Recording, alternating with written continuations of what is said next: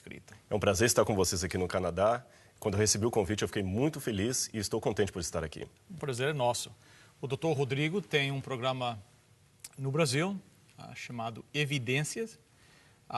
O senhor é um arqueólogo e nós temos várias perguntas para o senhor hoje, mas quem sabe, como é a primeira vez que o senhor aparece no nosso programa, não a última, quem sabe o senhor podia dar um pouquinho de conhecimento de quem você é aos nossos telespectadores, onde é que veio, onde é que nasceu, etc.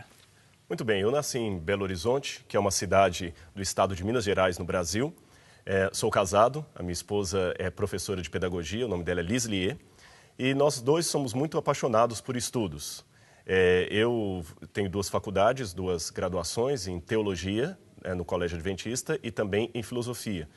Depois eu prossegui fazendo o mestrado em teologia histórica, um doutorado em teologia do Novo Testamento, a seguir um pós-doutorado em arqueologia bíblica, com especialização inclusive em Israel e na Universidade de Andrews, e atualmente estou cursando o meu 2º doutorado PhD em arqueologia clássica, dessa vez na Universidade de São Paulo, também lá no Brasil. Uau, isso é bem novo, tem conseguido bastante, graças a Deus. O seu programa no Brasil, Evidências, qual é o foco desse programa? Foi boa a sua pergunta, eu fico feliz por isso. O Evidências é um programa que ele procura encontrar fatos que comprovem a veracidade histórica da Bíblia Sagrada. Note, não é um programa que procura provar a Bíblia Sagrada, e eu quero explicar rapidamente o porquê disso, é uma diferença. A arqueologia não pode provar a Bíblia pelas seguintes razões. Letra A. A Bíblia tem conteúdos que demandam fé. Por exemplo, eu jamais vou poder provar pelo método científico que Deus é uma trindade.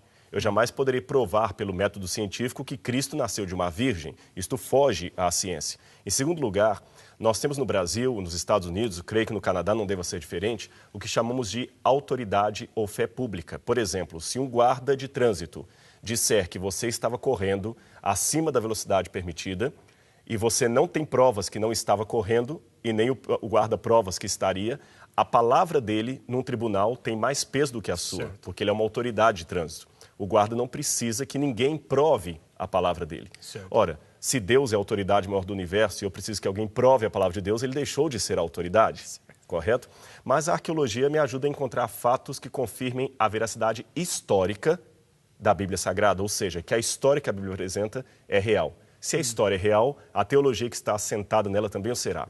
Por isso, nosso programa procura não apenas esclarecer o contexto da Bíblia para aqueles que já creem, mas trazer também elementos de prova acadêmica para aqueles que não creem. E temos, graças a Deus, atingido várias pessoas de vários níveis, de várias culturas no Brasil e também no exterior, de alguns países de fala hispana que têm traduzido o nosso programa.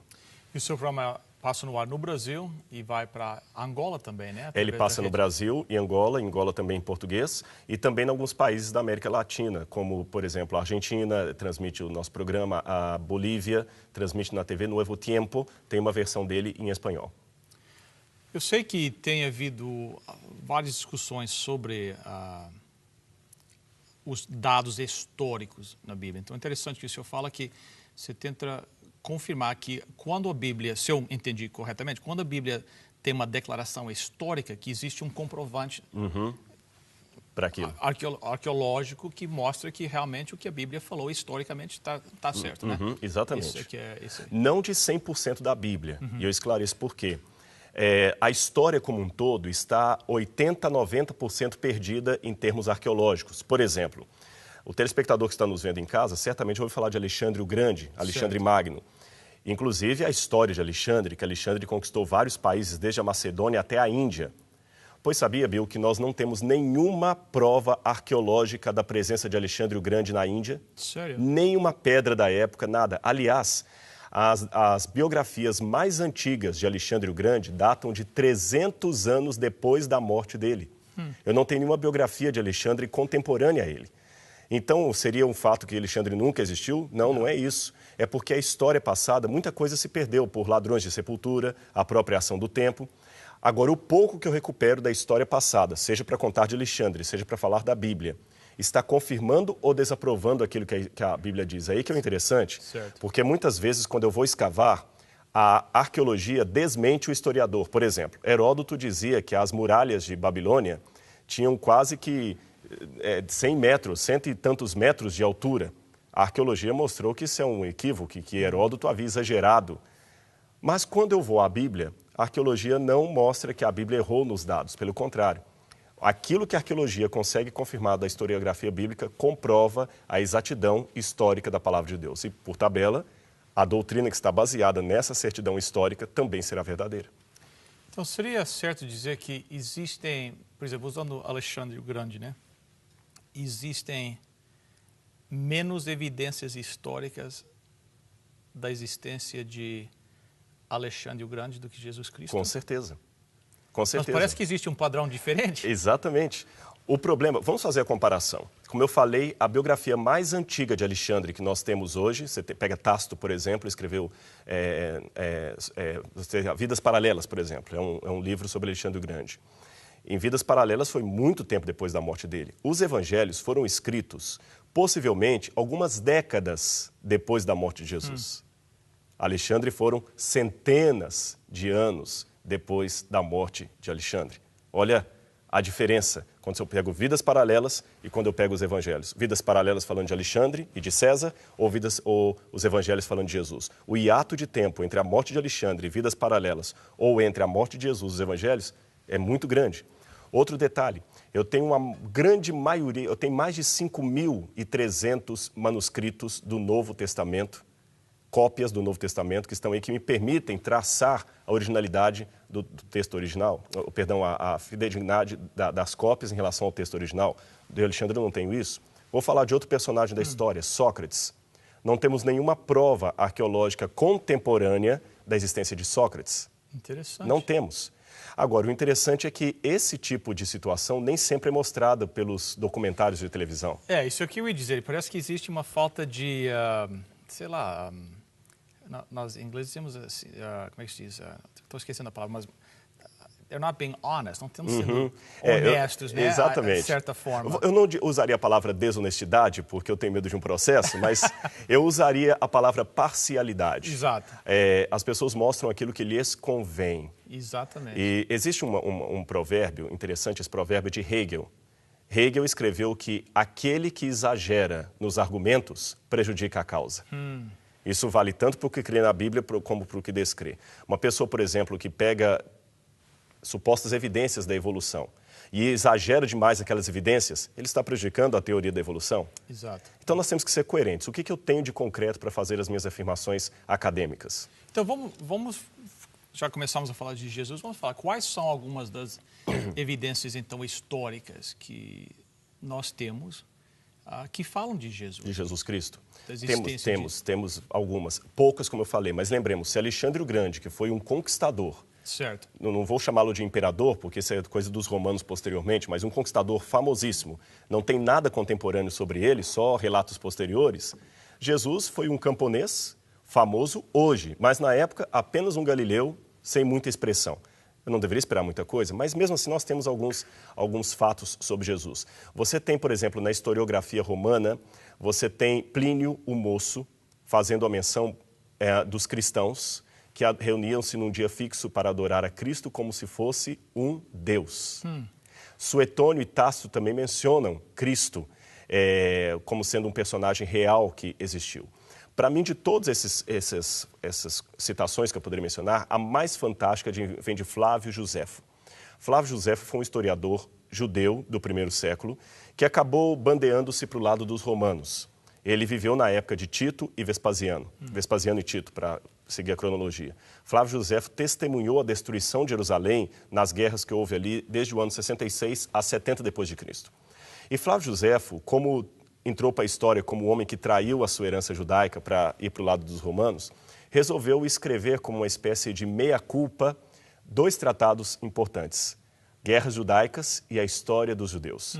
Okay. E num pedaço ele fala sobre Jesus, e o texto dele diz mais ou menos assim: por esse tempo surgiu, a palavra grega é genestai, surgiu Jesus, homem santo. Os nossos profetas falaram dele, ele operou milagres, ele não usa bem a palavra milagres, ele operou coisas maravilhosas, e Pilatos, sob acusação de nossos líderes, o sentenciou à cruz. Mas aqueles que o haviam amado, não deixaram de proclamar que, passado o terceiro dia, ele ressuscitou e apareceu-lhes vivo. Ele era considerado o Messias. E a estirpe daqueles que o seguiram até hoje chamada de cristãos. Esse texto é tão fantástico. Esse texto fala da crucifixão, fala da ressurreição, do Evangelho inteiro, que alguns críticos falaram, esse texto é apócrifo. Joséfo nunca o escreveu, ele foi colocado posteriormente por escribas cristãos, mas isso não procede, porque todas as cópias que temos antigas de Flávio Joséfo, inclusive uma tradução em árabe, que não tem nada de herança cristã, contém esta passagem. A única diferença é que em alguns manuscritos de Joséfo traz, ele era o Messias, enquanto outros trazem, ele era considerado o Messias. E uns trazem, se é que podemos chamá-lo homem, e outros suprimem esta expressão. Então, essa expressão, se é que pudesse ser chamado homem, e ele era o Messias de fato, pode ter sido um erro de escriba posterior. Mas o resto está muito bem documentado, e eu reputo Flávio Joséfo como mais uma testemunha extra-bíblica da existência de Cristo. E Flávio Joséfo não tinha nenhuma motivação. Assim. Ele não era cristão. Não era cristão. Não era cristão, tinha, nunca foi. Não tinha nunca foi. motivo para falar isso, né? Exatamente. Interessante, muito interessante. Muitas pessoas, quando nós apresentamos a Bíblia, dizem para nós, não, mas isso foi escrito. Como é que você vai saber que aquilo que você lê no Evangelho de São João hoje é realmente aquilo que estava lá? Isso, com o passar do tempo, vai sendo mudado, uns vão colocando as suas ideias, entendeu? Como é que o senhor enfrenta essa pergunta de que aquilo que nós temos hoje na Bíblia realmente reflete aquilo que foi a intenção original, os escritos originais? Talvez os telespectadores em casa já devam ter ouvido falar de Bart Ehrman. Bart Ehrman é um americano que é especialista em crítica textual do Novo Testamento e agora escreveu um livro, Misquoting Jesus, onde ele afirma que a gente não pode confiar naquilo ali. Muita gente está comprando o livro e está virando a Bíblia de muita gente. Eu não vou ter tempo aqui para traçar todos os detalhes, mas eu quero afirmar que Bart Ehrman está errado. O mentor dele, o falecido Dr. Bruce Metzger, que era uma das maiores autoridades do mundo em crítica textual, publicou vários livros dizendo que nós podemos acertar a originalidade da Bíblia, conforme a sua pergunta. E é interessante que o próprio Bart Ehrman, quando Bruce Metzger estava vivo, escreveu um livro em coautoria com ele, defendendo que a Bíblia é acurada no sentido dos manuscritos. E agora ele está ao contrário. Então é bom que o telespectador veja os dois livros de Bart Ehrman escrito com Bruce Metzger, antes da morte de Bruce Metzger, e o atual. Mas dando alguns exemplos assim simples, a papirologia tem provado, através de vários estudos, que nós podemos traçar com precisão 90%, 99% quase, da originalidade do Novo Testamento. Eu colocaria 1 ou 2% de textos que nós não temos certeza como era original, mas são textos que não atrapalham. Vou dar um exemplo aqui. Em Apocalipse diz, bem-aventurados os que lavam as suas vestiduras no sangue do Cordeiro. Certo. Ocorre que no grego existe a palavra istolê para vestidura. Istolê. A palavra para mandamento é entolê. Veja, entolê, estolê. Mandamento, veste. São palavras muito parecidas. Certo. Algum copista cometeu um erro e trocou uma palavra pela outra. De modo que hoje eu não sei afirmar se o correto é bem-aventurados os que guardam seus mandamentos ou bem-aventurados os que lavam suas vestiduras. Certo. Nós não sabemos como era o original desse texto, mas convenhamos, seja qual deles for, ambos estão verdadeiros. Exato. E este é o 1% da Bíblia, a gente ainda tem dúvida. 99% ou 98% são registrados. Agora, mesmo para quem não domina os campos da papirologia, eu vou dar um argumento para mostrar que a Bíblia não foi alterada. Um argumento simples que qualquer leigo possa entender. Alguns críticos tomam a Bíblia que você tem em casa e falam, se os evangelhos são realmente dignos de crédito, por que há tanta contradição? Por exemplo, num evangelho diz que Jesus curou 2 cegos. No outro diz que era apenas um cego. Na verdade, não existe biocontradição aí. Na época, mulheres e crianças não eram contados, geralmente. Era o machismo da época. Se eu tivesse aqui 10 mulheres, 2 crianças e 20 homens, o normal seria falar, tenho 20 pessoas aqui. Certo. As mulheres e crianças não seriam contadas. Raros casos. Lembra do milagre da multiplicação dos pães? Certo. Jesus abençoou os pães e multiplicou para 10 mil pessoas e Mateus coloca fora mulheres e crianças. Certo. É possível que houvesse à beira da estrada 2 cegos, um adulto e uma criança, ou um homem e uma mulher. De modo que um evangelista, seguindo a tradição da época, contou apenas um e o outro falou dos 2. Então não é uma contradição real. Certo. Mas, de qualquer maneira, para quem não conhece o contexto da época, parece uma contradição. Certo. E por que Deus permitiu? Eu respondo. para mostrar que a Bíblia não foi alterada nem para corrigir. Se a Bíblia tivesse sido alterada ao longo dos séculos, essas pretensas contradições não existiriam, porque a igreja trataria de ajustar. De ajustar. Certo. Então, o próprio fato de Deus ter permitido estas aparentes contradições é uma prova de que o texto não foi alterado. E outra prova maior. Durante a Idade Média, o catolicismo dominou por muito tempo, nós sabemos, a Europa. Certo. Eu não sou católico, mas eu vou aqui fazer uma defesa aos católicos, se me permitem, a católicos nos assistindo. Lógico. Se a Igreja Católica tivesse alterado dramaticamente os manuscritos na Idade Média, como alguns acusam, eu não teria dificuldade em provar nenhuma doutrina católica na Bíblia. É interessante que você não vai encontrar na Bíblia nenhum texto mandando guardar o domingo. Certo. Você manda guardar o sábado. Exato. Se Deus não tivesse preservado a Bíblia dele durante a Idade Média, a Igreja Católica teria mudado o sábado para o domingo na Bíblia. Certo. Eu teria um capítulo em Atos falando da ascensão de Maria ao céu. Certo. Essas coisas não existem, a Igreja apela para a tradição. Então, são argumentos leigos, fora da papirologia, mas que eu poderia dar para dizer que a Bíblia não foi alterada. Se fosse, as contradições não existiriam e todas as doutrinas medievais da Igreja Católica estariam inseridas no Novo Testamento. Ela teria sido tudo polida, né? Todo polido, exatamente. Agora, nem todos os manuscritos fazem parte da Bíblia, que existem os tais livros apócrifos. Os apócrifos. Então, o que é um livro apócrifo e como é que foi decidido quais é que faziam parte das Sagradas Escrituras e quais é que não? Bom, vamos então usar a nomenclatura. Apócrifo tem dois significados. Okay. Quando a gente usa na linguagem protestante ou judaica, tem um significado. Os católicos dão outro significado. Primeira coisa é o cânon do Antigo Testamento. Os judeus não usavam a palavra cânon, mas nós rastreamos pela história dos judeus que eles já tinham determinados que livros eram inspirados por Deus e que não eram. Em hebraico tem uma expressão, livros que sujam os dedos. É uma expressão idiomática para referir aos livros que são sagrados, que são de inspiração divina. Então, os judeus produziram muitos livros, mas nunca consideraram sagrados. Por exemplo, havia o livro de Enoque, pseudepígrafo de Enoque, mas nunca consideraram um livro sagrado. A ascensão de Moisés nunca consideraram sagrados. Os judeus já sabiam que livros foram de inspiração divina e quais não. Certo. Então, nós temos, por volta do ano 90, já é uma evidência histórica de que o Concílio de Jâmina reafirmou um cânon que, segundo alguns estudiosos, já estava fechado desde a época de Esdras, no Antigo Testamento. Na época de Jesus, falava-se da Tanar. Tanar seria a Torá, a lei, os profetas, Nabi, e também os escritos. Ketibim, né, a Tanar, que eles falam. Então, seria a divisão da Bíblia do Antigo Testamento. Os cristãos já receberam esta parte da Bíblia pronta, fechada. Certo. Quando homens inspirados por Deus começaram a escrever o Novo Testamento, eles também sabiam que estavam escrevendo a palavra do Senhor e quando não estavam. E isso já estava muito claro na igreja. Muitos dizem que foi o Concílio de Nicéia que fechou o cânon. Isso é um absurdo. Nós já temos o cânon decidido desde o segundo século. Você tem o cânon muratoriano. E muitos livros ainda demoraram foram muito estudo e oração. Por exemplo, Apocalipse faria parte ou não. Certo. Quando esses escritos foram, então, colocados no cânon, a igreja determinou quais seriam, então, de Deus e quais não seriam. Jerônimo, no IV século, estava traduzindo a Bíblia para o latim. E quando ele o fez, o Papa Dámaso pediu para ele acrescentar aqueles livros do Antigo Testamento, apócrifos, não inspirados, que seria o livro de 1ª e 2ª Macabeus, Judite, Baruch, o Sirácida e outros mais, que hoje compõem a Bíblia Católica. E Jerônimo, no princípio, se recusou, mas o Papa insistiu. Então, Jerônimo acrescentou aqueles livros não inspirados, mas colocou uma nota. Esses livros foram colocados segundo a tradução de Teodocidão, mas não fazem parte do cânon original. Jerônimo escreveu isso aí, para deixar claro que não eram livros inspirados, inclusive complementos ao livro de Daniel e ao livro de Esther também. Não eram partes inspiradas da Bíblia. Esses livros, a Igreja Católica chamou-os de deuterocanônicos.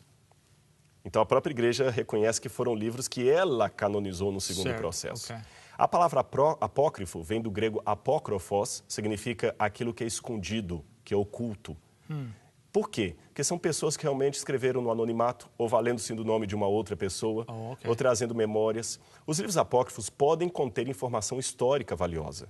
Por exemplo, o livro dos Macabeus conta o que os judeus passaram ali no período intertestamentário. Então, eu estudo os livros apócrifos como história, mas não como fonte de doutrina. Interessante. Então, o nosso telespectador que está assistindo pode ter confiança que a Bíblia que eles leem, que nós estudamos juntos, semana após semana, é realmente a palavra de Deus que tem sido preservada, com certeza, através dos séculos, né? Chega um ponto também que é fé também, né? Que a história, as evidências chegam até um ponto, né? Mas a um ponto também nós temos que acreditar que é a palavra de Deus. Uma das grandes evidências para mim é o poder que este livro tem para transformar as vidas, com né? certeza. Muitas vidas têm sido transformadas e eu não conheço nenhum outro livro que tenha o poder de fazer isso. Rodrigo, nós estamos com uns 3 ou 4 minutos até o final do programa. Quem sabe você tem um pensamento-chave para encerrar a nossa conversa aqui hoje? Muito bem, eu agradeço. E convido você que está em casa a que leia a palavra de Deus. Como o pastor Bill falou, eu nunca vi ninguém morrer ou dar a sua vida ou ser transformado por ter lido Shakespeare. Nunca vi Hamlet transformar uma pessoa perdida numa pessoa salva, numa pessoa de vida mudada, mas a Bíblia transforma.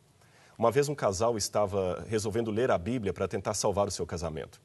Depois de uma semana de leitura, o marido virou para a mulher e disse: se esse livro estiver certo, nós estamos errados. 2 semanas depois, lendo a Bíblia, ele falou: meu bem, se esse livro estiver certo, nós estamos perdidos. Mas na 3ª semana ele concluiu maravilhado: se esse livro estiver certo, nós podemos ser salvos. E eu informo para você com toda a convicção da minha vida, esse livro está certo e nós podemos ser salvos. É a palavra de Deus dada ao ser humano. Descubra a Bíblia, descubra o Deus da Bíblia e deixe-o transformar a sua vida.